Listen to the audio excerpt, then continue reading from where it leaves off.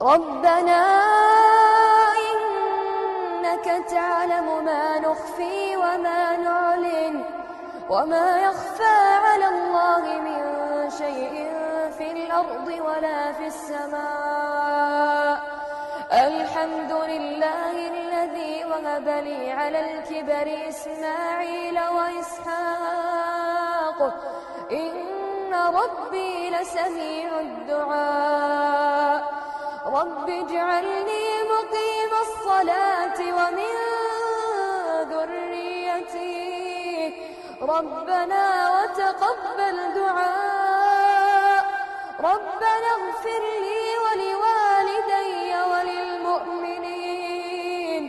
وللمؤمنين يوم يقوم الحساب ولا تحسبن الله غافلا عما يعمل الظالمون إنما يؤخرهم ليوم تشخص فيه الأبصار مهطعين مقنعي رؤوسهم لا يرتد إليهم طرفهم وأفئدتهم هواء وأنذر الناس يوم يأتيهم العذاب فيقول الذين ظلموا ربنا أخرنا إلى أجل قريب نجب دعوتك ونتبع الرسل أولم تكونوا أقسمتم من قبل ما لكم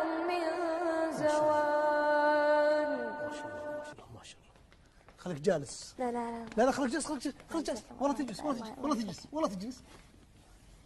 بسم الله ما شاء الله.